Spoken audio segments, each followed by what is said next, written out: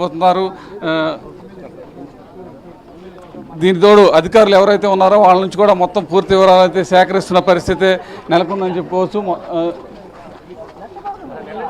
వీటన్నిటిని కూడా క్షేత్రస్థాయిలో పరిశీలించిన తర్వాత దీని మీద ఒక తుది నిర్ణయానికైతే చంద్రబాబు వచ్చే అవకాశం ఉంది అని కూడా చెప్తున్నారు. అయితే మొత్తం కూడా ఇటు ప్రజావేదికతో పాటు సీడ్ యాక్సెస్ రోడ్డు, అలాగే జడ్జిల క్వార్టర్స్, అలాగే ఎమ్మెల్యే క్వార్టర్సు, ఆఫీసర్ల భవన సదుపాయాలు అన్నింటిని కూడా పరిశీలించి అనంతరం మొత్తం కూడా ఆయన మీడియాతో కూడా మాట్లాడే పరిస్థితి ఉందని చెప్పుకోవచ్చు.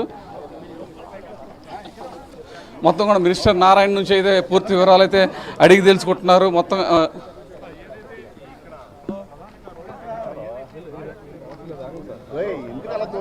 మున్సిపల్ శాఖ మంత్రి నారాయణ మొత్తం కూడా వివరాలు అయితే చంద్రబాబుకు తెలియజేస్తున్న పరిస్థితి నెలకొంది. అటు అధికారులు కూడా చంద్రబాబుకు మొత్తం కూడా ప్రజా వేదికకి సంబంధించిన పూర్తి వివరాలు అయితే అడిగి తెలుసుకుంటున్నారు.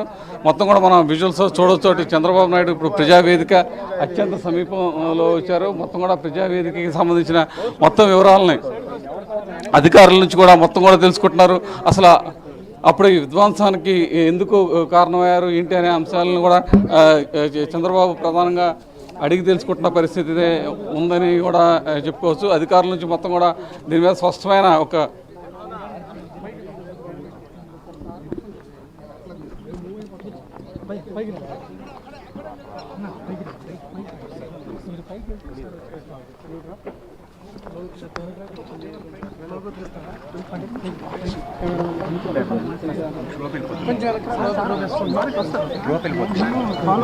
అవుతే కన్నా అలాగా